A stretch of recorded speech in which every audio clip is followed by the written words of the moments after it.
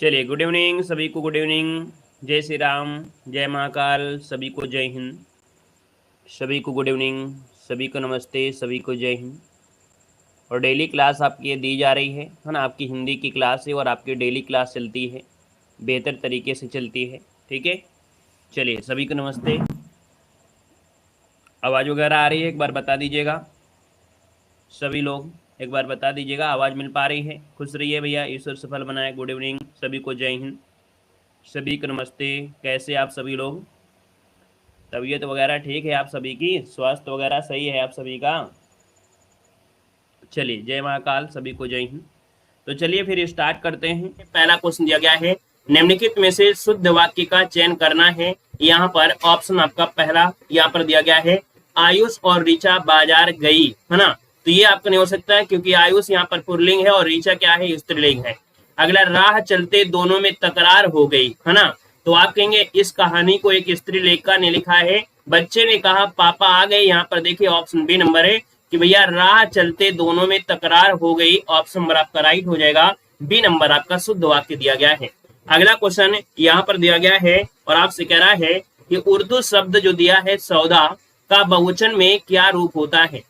तो याद रखिएगा कि अगर पूछे सौदा शब्द कैसा है, तो आप कहेंगे सर ये तो आपका उर्दू शब्द से लिया गया है, और ये उर्दू शब्द का बहुवचन जो आपका होता है वो कौन सा हो सकता है। यहाँ पर देखा जाए तो 52 नंबर का ऑप्शन क्या हो जाएगा, तो इसका रूप परिवर्तित हो जाता है। यहाँ पर दिया है सौदा का बहुवचन में क्या होता है, तो सौदा का क्या सौदा होता है, या उसके रूप में कोई परिवर्तन नहीं होता है। तो आप कहेंगे सर ऑप्शन बी हो जाएगा कि सौदा का बहुवचन सौदा ही होता है। मतलब ऑप्शन नंबर आपका बी वाला यहाँ पर राइट हो जाएगा, याद रखेगा। ठीक है ना। अगला क्वेश्चन दिया गया है कि जिन भाववाचक संज्ञाओं के अंत में हट होता है उनका लिंग क्या होता है। हट मतलब जैसे हम यहाँ पर एक शब्द लिख दें, यहाँ पर घबराहट, क्या दिया है, आपसे अगर पूछे कि सर यहाँ पर घबराहट है, घबराहट, तो ये क्या हो गई, भाववाचक संज्ञा हो गई। और जिसमें से आपकी हट आ जाए तो वो लिंग कौन सा होता है, तो आप कहेंगे घबराहट हो रही है ना, घबराहट हो रही है।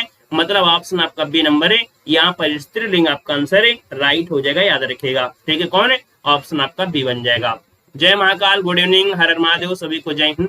चलिए अगला क्वेश्चन यहाँ पर दिया गया है और यहाँ पर आपसे क्या कह रहा है, रात में विचरण करने वाले प्राणी को क्या कहा जाता है। रात में विचरण करने वाले प्राणी को क्या कहा जाता है, यहाँ पर देना है आपका आंसर, इनमें से क्या हो जाएगा। तो दोस्तों यहाँ पर दे सकते हैं 54 नंबर में, रात में विचरण करने वाला प्राणी, है ना। तो आप कहेंगे जाए तो आपका निशाकर नहीं होता है, निशाचर होता है। देखिएगा क्वेश्चन समझिए, निशाकर और यहाँ पर है निशाचर, मतलब ऑप्शन कौन बनेगा, डी वाला आपका आंसर राइट हो जाएगा, याद रखेगा। अगला क्वेश्चन दिया गया है, निम्नलिखित में से कौन शब्द है जो आपका तत्सम नहीं है।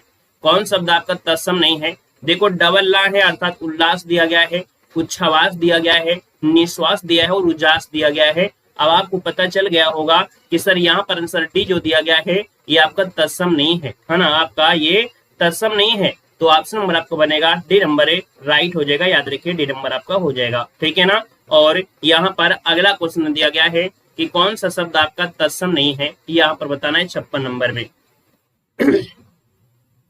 यहाँ पर जो आपका आंसर बनेगा वो राइट इनमें से क्या हो जाएगा, बहुत अच्छे। यहाँ पर दिया गया है आपका तत्सम नहीं है, प्रतीत है। प्रतीत देखो यहाँ पर प्रा लगा है, यहाँ पर प्रा लगा है और यहाँ भी प्रा लगा है, अर्थात ये 3 तत्सम हो गए। तो ऑप्शन बचा कौन सा, ए नंबर है। यहाँ पर आपका आंसर बनेगा ए नंबर आपका हो जाएगा। एक क्लास अब आपकी डेली 8 बजे आपकी चलने लगी है ना। ये टाइमिंग आपका 8 बजे आपका हो चुका है। अगला क्वेश्चन दिया गया है, निम्नलिखित में से कौन सा शब्द है जो नम का पर्यायवाची नहीं है। नम का पर्यायवाची नहीं शब्द देखो दिया गया नहीं। तो हमने कहा नम मतलब कि एक प्रकार से हम कह सकते हैं गीला कह देते हैं, भीगा भी कह देते हैं, यहाँ पर आर्द्र भी कह देते हैं, लेकिन आर्द्रा नहीं होता है ना, आर्द्रा नहीं होता है।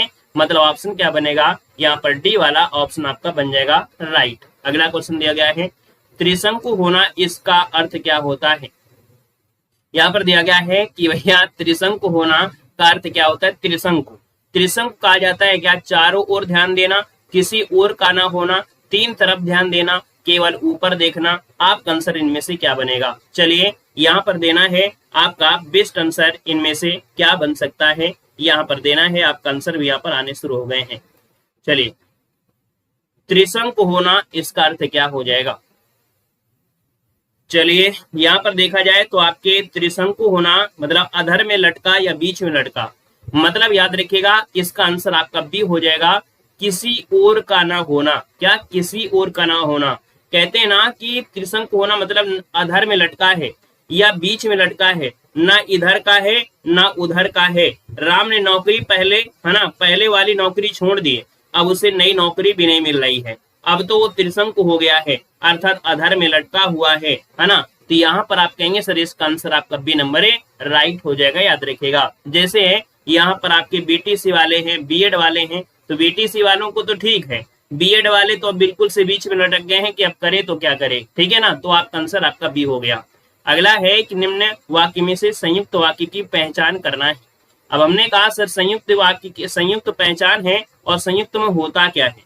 संयुक्त की जो अगर हम बात करें तो आपका आंसर संयुक्त में क्या हो जाएगा, तो संयुक्त में से होता है संयुक्त, अर्थात यहाँ पर दो वाक्य होंगे। कौन कौन से होंगे? कह रहे ना तुम पढ़ोगे है ना, पढ़ाओगे, ना वह पढ़ेगा। सौरभ दीनू को पत्र लिखता है, मेरे इस परिश्रम का उद्देश्य है कि परीक्षा में अच्छे अंक प्राप्त करूं। विद्या जब भी उस भिखारी को देखता हूं मेरा मन करुणा से भर जाता है। बताइएगा आपका आंसर क्या बन सकता है।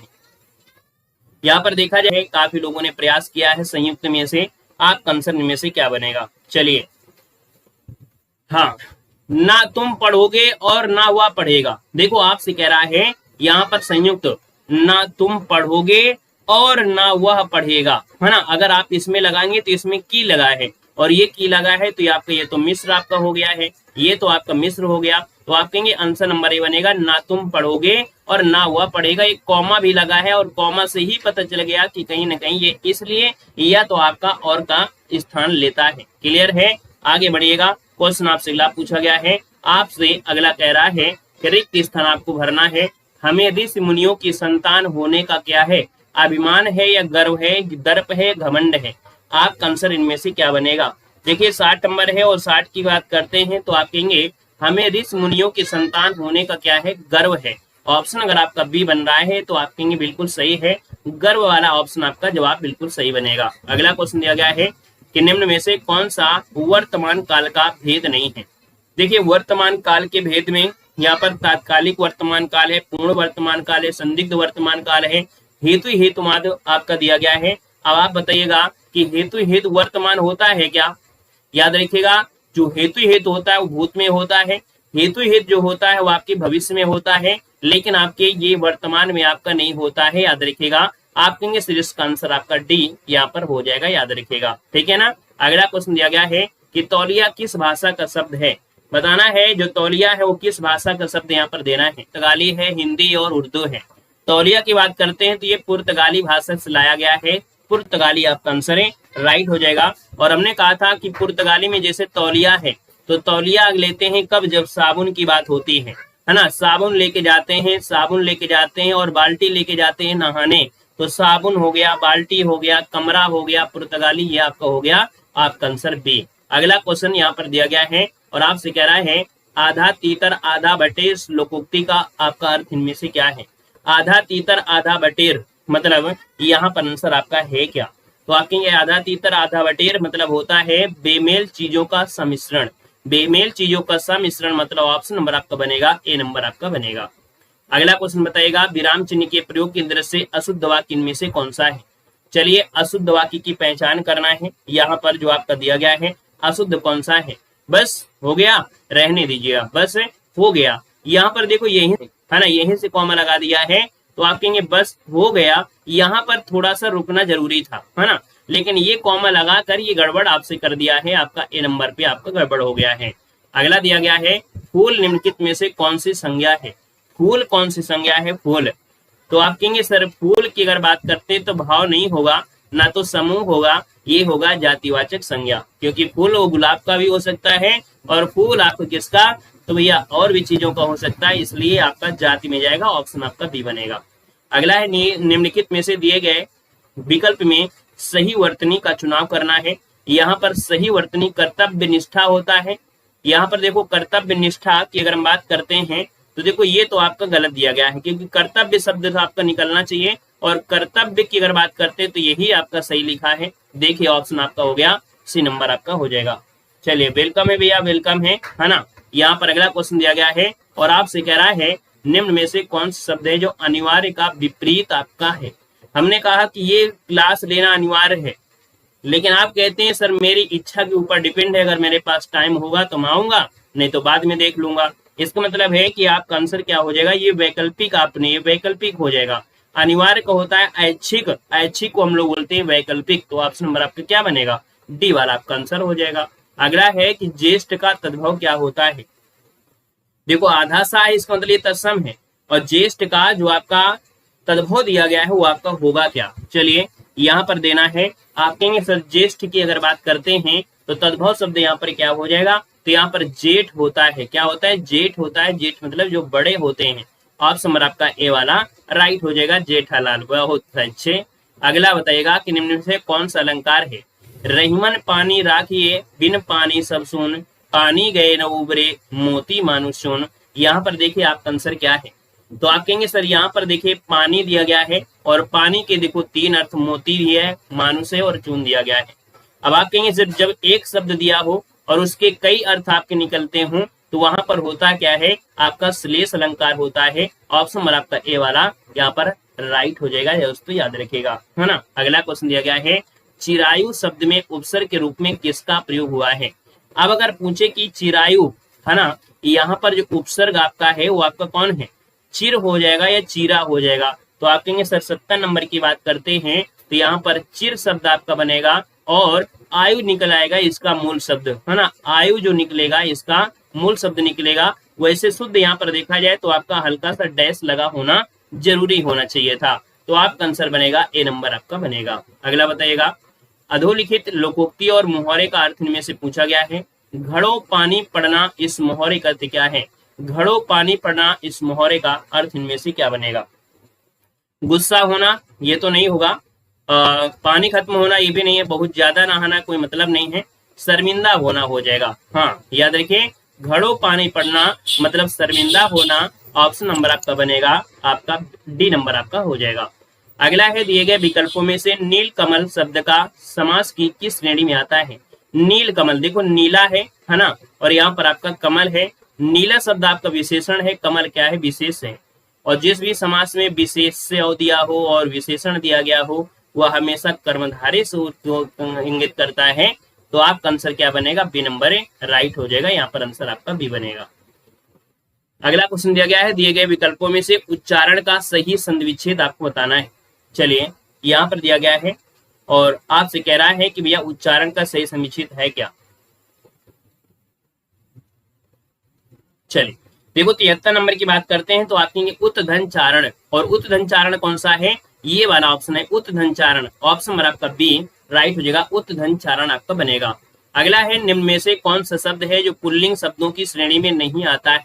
संतान कैसी है, गुस्सा कैसा है, बचपन कैसा है, हीरा कैसा है। आप कहेंगे सर यहाँ पर देखा जाए तो संतान शब्द जो आपकी है वो आपकी पुल्लिंग शब्द में आपका नहीं आएगा। आपका आंसर क्या बनेगा, ए नंबर इसका राइट हो जाएगा, याद रखिएगा।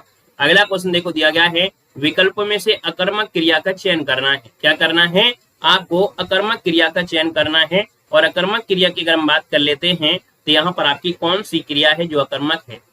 यहाँ पर दिया अकर्मक दिखाना, हटाना, हंसना और खुजलाना, है ना। यहाँ पर दिया है खुजलाना, तो आंसर क्या बन जाएगा। यहाँ पर देखिएगा 75 नंबर में खुजलाना, तो आप कहेंगे क्या खुजला रहे हैं, हाथ खुजला रहे हैं, पैर खुजला रहे हैं, कुड़ी खुजवा रहे हैं। तो आप कहेंगे सर हंसना, क्या हंसते हो, तो क्या हंसना, आप कहेंगे हंसना, रोना, सोना, है ना। क्या हंसना, रोना, सोना, टहलना, ये सब आपकी होती है अकर्मक क्रिया होती हैं, अकर्मक क्रिया होती हैं। जो आपका आंसर अगर आया है डी नंबर तो आपने सही चुना है यहाँ पर आंसर। अगला है तिरंगा शब्द में समास क्या है। तिरंगा शब्द में समास है और क्या समास है, तो आप कहेंगे सर तिरंगा शब्द ये 3 रंगों से बना है, अर्थात यहाँ पर आपका संख्यावाची हो गया है और संख्यावाची आपका हुआ है। तो आपका आंसर क्या आ जाएगा, द्विगु समास की जाएगा। ऑप्शन नंबर आपका बन जाएगा द्विगु समास। अगला देखो दिया गया है मूक दिया है मूक। मूक का विलोम क्या होता है। मूक मतलब होता है कौन, जो बोलता नहीं है ना, कम बोलने वाला होता है। तो आप कहेंगे जो सर जी कम बोलने वाला होता है ना, समय आने पर वही सबसे ज्यादा हल्ला भी मारता है। तो मूक का हो जाएगा वाचाल। तो आप कहेंगे सर बहुत अधिक बोलने वाले को वाचाल और मूक मतलब समझ गए हैं, आपका आंसर बन गया डी नंबर है। अगला है कि शब्द का अर्थ प्रेम आपका होता है। प्रेम दिया है आकर, आकर नहीं होता है, सुखद भी नहीं होता है। अनुराग, अनुराग मतलब प्रेम होता है, अनुराग मतलब प्रेम, मतलब ऑप्शन आपका बनेगा सी नंबर आपका बन जाएगा। अगला है निम्नलिखित में से पत्नी का पर्यायवाची नहीं है। देखिए पत्नी का पर्यायवाची क्या हो सकता है, पत्नी का पर्यायवाची क्या क्या हो सकता है ये बताना है। तो देखो साधर्मणी आपका हो जाएगा, गृहिणी भी होता है, भार्या भी होता है, लेकिन तारणी नहीं होता है। ठीक है, तारणी नहीं होता है, ऑप्शन आपका बनेगा बी नंबर है, तारणी नहीं होता है, नोट कर लीजिएगा, ऑप्शन आपका बन जाएगा बी नंबर आपका हो जाएगा, याद रखिएगा। ठीक है ना, चलिए तारणी होता है तरणी, यहाँ पर इसका मात्रा हटा के तरणी आपके नौका का होता है, और जो आपका नौका है ये आपका बन जाएगा। अगला देखो दिया गया है निम्न में से किस शब्द का प्रयोग सदैव बहुवचन में आपका, सदैव बहुवचन और सदैव, सदैव एक वचन में होता है। अच्छा, प्रयोग सदैव एक वचन में होता है। दर्शन है, यहाँ पर प्राण है, यहाँ पर आंसू है, लेकिन जनता, याद रखिए आपका आंसर यहाँ पर सी हो जाएगा। जिसका भी ऑप्शन आ रहा है सी नंबर है बिल्कुल सही हो जाएगा। जो जनता है वो आपका हमेशा एक वचन में ही होता है, एक वचन में ही होता है, ऑप्शन नंबर आपका बनेगा सी नंबर। अगला है इनमें से कौन सा शब्द है जो कनक का पर्यायवाची नहीं है, कनक का पर्यायवाची नहीं है। देखो कनक को हम लोग क्या क्या कह सकते हैं, चलिए जवाब दीजिएगा। कनक का मतलब कंचन हो सकता है क्या, चलिए यहाँ पर देखो कंचन है, यहाँ पर धतूरा है, यहाँ पर स्वर्ण है, लेकिन जो प्रसून दिया गया है प्रसून, ये कनक का पर्यायवाची नहीं होता है। आप कहेंगे सर आंसर नंबर आपका बनेगा डी नंबर आपका हो जाएगा। वही अगला क्वेश्चन दिया गया है उचित आपको विकल्प भरना है, रिक्त स्थान की पूर्ति करना है। मैंने आंखों के सामने वह भयानक दृश्य देखा। अब आप बताइएगा कि रिक्त स्थान में क्या भरा जाए, मैंने प्रतिदृष्ट या मैंने समकक्ष, मैंने आंख सामने या प्रत्यक्ष। तो देखो आप कहेंगे सर आंखों के सामने, और आंखों के सामने का मतलब होता क्या है, आंखों के सामने इसका मतलब होता क्या है आपसे कह रहा है। तो आप कहेंगे सर इसका मतलब होता है प्रत्यक्ष, है ना, क्या होता है प्रत्यक्ष होता है, जो आंख आपकी आंखों के सामने हो गया हो और आप उसे प्रत्यक्ष कहते हैं। तो आप क्या भरेंगे, यहाँ पर डी नंबर आप भर देंगे, याद रखिएगा। अगला क्वेश्चन दिया गया है कि निम्न में से कौन सा शब्द है जो एक पुल्लिंग आपका है, एक शब्द है जो आपका पुल्लिंग है। कपड़ा कैसा है, हानि, नदी और टोपी। मिल गया होगा आंसर आप सभी को कि सर जो कपड़ा शब्द आपका दिया गया है ये आपके पुल्लिंग है, ऑप्शन नंबर आपका ए राइट हो जाएगा। अगला कह रहा है भीति शब्द का अर्थ क्या, भीति मतलब होता क्या है यहाँ पर बताइएगा। चलिए भीति की अगर हम बात कर लेते हैं तो भीत का मतलब होता क्या है, भीति का मतलब होता क्या है 84 नंबर में। चलिए भीति कहा जाता है किसे, डर को कहते हैं। हाँ, यहाँ पर जो आंसर आपका गया है आपके भीति का अर्थ क्या होता है, दीवार होता है या डर होता है। यहाँ पर देखा जाए तो 84 नंबर का ऑप्शन भीति का मतलब क्या होता है, यहाँ पर दीवार होता है या डर होता है, तो डर आपका आंसर राइट हो जाएगा। अगला दिया गया है अनुकूल का विलोम शब्द इनमें से क्या है, क्या दिया है सर, दिया है अनुकूल दिया गया है, और आप कहेंगे सर अनुकूल का विलोम क्या होता है, तो अनुकूल का विलोम क्या हो जाएगा, प्रतिकूल बनेगा। अनुकूल प्रतिकूल, अनुकूल प्रतिकूल, तो ऑप्शन बन गया कौन, यहाँ पर ए नंबर है आपका राइट हो जाएगा। अगले क्वेश्चन कराते हैं। क्वेश्चन दिया गया है कि सन्मार्ग में कौन सी संधि दिया गया है, सन्मार्ग में कौन सी संधि। तो आप कहेंगे सर सन्मार्ग की अगर बात करते हैं तो यहाँ पर देखो आधा अक्षर दिया गया है ना, और जब आधा अक्षर दिया गया है कहीं न कहीं थोड़ा सा दिमाग लगाएंगे तो आप पाएंगे कि सर यहाँ पर आपका आंसर क्या हो सकता है। चलिए सन्मार्ग में कौन सी संधि है आपसे पूछा गया है,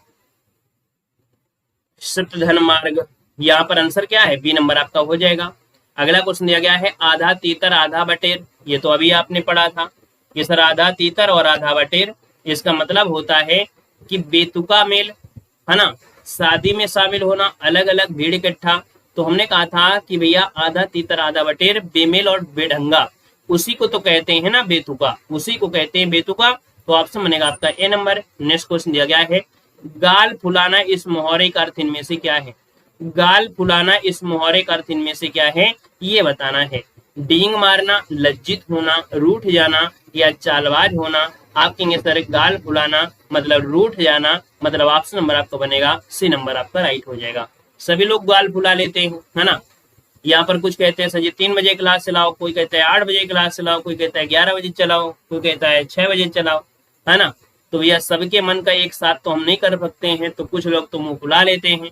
वही दिया है शुद्ध वाक्य आपसे पूछा है, बेफजूल ना बोलो, फजूल मत बोलो, फजूल बोलो, बेफजूल मत बोलो। देखिए यहाँ पर आंसर आपका 89 में क्या सही किया जाए।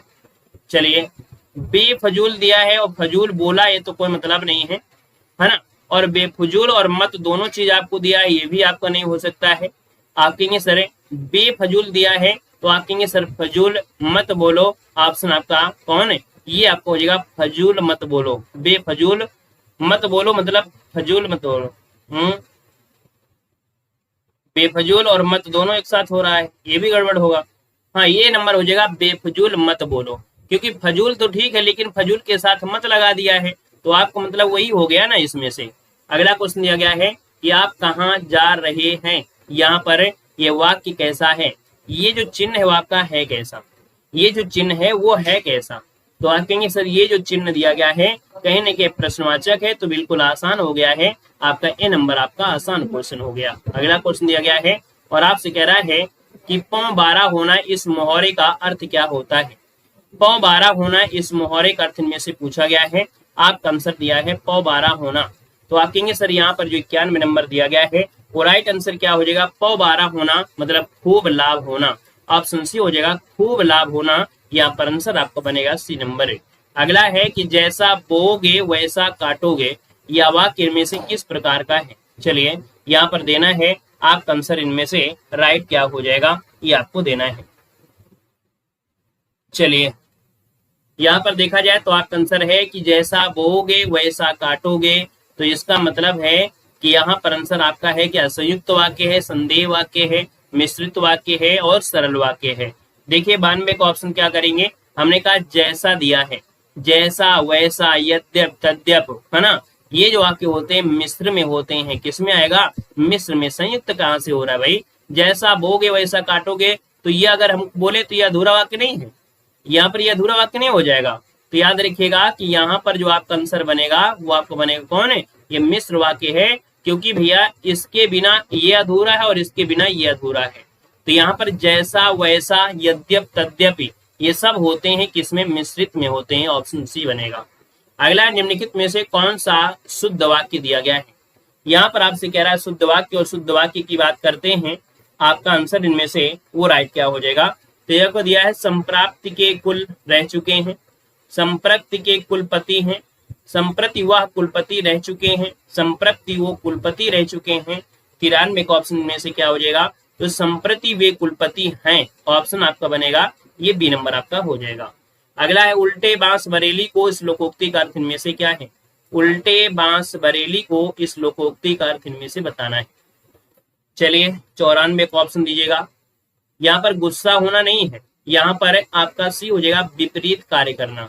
क्या करना, विपरीत कार्य करना, ऑप्शन आपका सी राइट हो जाएगा विपरीत कार्य करना। अगला है निम्नलिखित में से कोयला का बहुवचन रूप क्या होता है। कोयला का बहुवचन होता क्या है, कोयला का होता क्या है, तो कोयला का भैया कोयले होता है या कोयला, तो आप कहेंगे कोयला का कोयला ही होता है, ऑप्शन ए हो जाएगा कोयला का कोयला ही होता है। पुस्तक में कौन सा विशेषण बनेगा, पुस्तक में कौन सा विशेषण आपसे है, पुस्तक में कौन सा विशेषण बनेगा। चलिए पुस्तक में कौन सा विशेषण है, यहाँ पर अगर ई प्रत्यय लगा दिया जाए, पुस्तक में अगर ई प्रत्यय लगा दिया जाए तो बन जाएगा पुस्तकीय। क्या बनेगा, पुस्तकीय। तो ऑप्शन क्या बनेगा, सी नंबर आपका राइट हो जाएगा। अगला है किस वाक्य में प्रेरणार्थक क्रिया आपकी है, किस वाक्य में प्रेरणार्थक क्रिया दी गई है, ये आपसे कह रहा है। और प्रेरणार्थक क्रिया की अगर हम बात करते हैं तो आप कहेंगे सर लड़का बहुत पढ़ रहा है, किसान खेत के सूखे पेड़ कटवा चुका है, तो आप कहेंगे सर यहाँ पर प्रेरणार्थक लड़का बहुत पढ़ रहा है, इसमें कोई मतलब नहीं है। आप बहुत ईमानदार हैं, इसमें कोई नहीं है। मेरे घर की छत टपकती है, इसमें नहीं है। किसान खेत के सूखे पेड़ कटवा रहा है, कटवा चुका है, तो दूसरे से करवा रहा है, खुद नहीं कर रहा है, दूसरे से करवा रहा है, इसका मतलब यही आपका आंसर हो जाएगा। जिसमें कर्ता स्वयं न करे, है ना, कर्ता स्वयं न करके दूसरे से करवाए, उसे कहते हैं प्रेरणार्थक क्रिया होती है। अगला है कि संध्या और रात्रि के बीच का जो समय है उसके लिए सर्वाधिक उपयुक्त आपका शब्द कौन है? संध्या रात्रि के बीच का जो समय होता है उसे कहते क्या है? यहाँ पर देखा जाए तो 98 में से तो भैया ये होता है गोधूलि। क्या होता है? गोधूलि होता है। ऑप्शन नंबर आपका ए बनेगा। अगला है कि अंतराल के समानार्थी शब्द के क्रमांक पर चिन्ह लगाना है।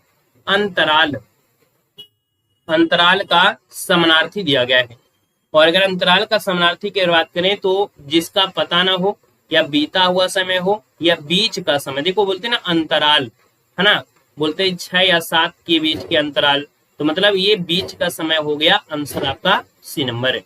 दिया है कि ज्ञा वर्ण का वर्णमाला में माना जाता है, तो ये जो ज्ञा होता है इसको हम बोलते हैं ज्या धन इया, है ना। क्या बोलते हैं? झा धन इया बोलते हैं। ज्या धन जब इया आपका आएगा तो ये क्या हो जाएगा? ये आपका संयुक्त व्यंजन हो जाएगा, क्योंकि दो व्यंजनों से मिलकर आपका बना हुआ है। ऑप्शन नंबर आपका ए राइट हो जाएगा।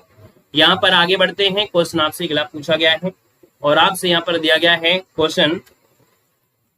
चलिए, कह रहा है काव्य क्षेत्र में, काव्य क्षेत्र में प्रबंध शिरोमणि की उपाधि किसे दी गई है? चलिए, यहाँ पर देना है कि काव्य क्षेत्र में प्रबंध शिरोमणि की जो उपाधि दी गई है वो किसको दी गई है, यहाँ पर बताना है। यहाँ पर देखा जाए तो आपका आंसर इनमें से होगा क्या? चलिए, जवाब भी देखिए आपका आ गया है। यहाँ पर ये जो आपके हरिवंश राय बच्चन है, हरिओद है क्या भाई?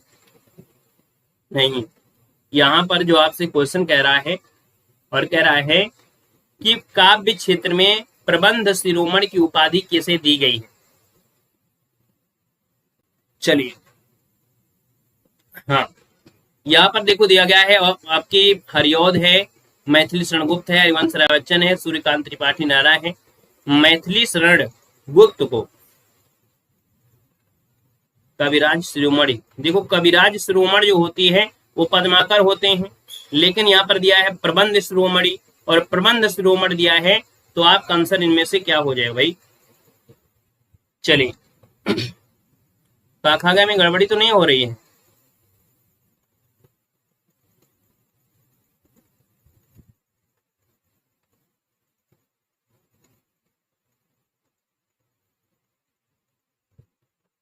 चलिए, हाँ, काखागा में गड़बड़ी हो रही है भाई।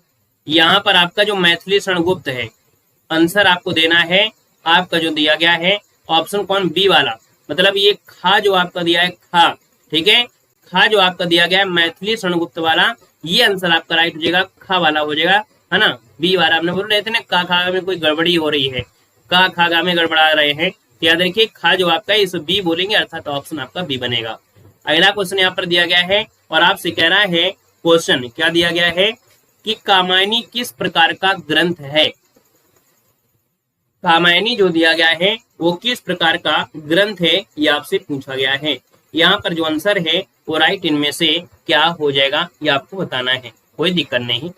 चलिए, यहाँ पर देना है, आपसे कह रहा है जो कामायनी है तो एक महाकाव्य है। कामायनी एक महाकाव्य है, याद रखिएगा। और अगर पूछे इसमें सर्ग कितने हैं, 15 सर्ग, यहाँ पर आंसर आपका ए बनेगा। अगला क्वेश्चन दिया गया है, कह रहा है यहाँ पर कौन सी कृति है जो अस्तित्ववाद से प्रभावित है।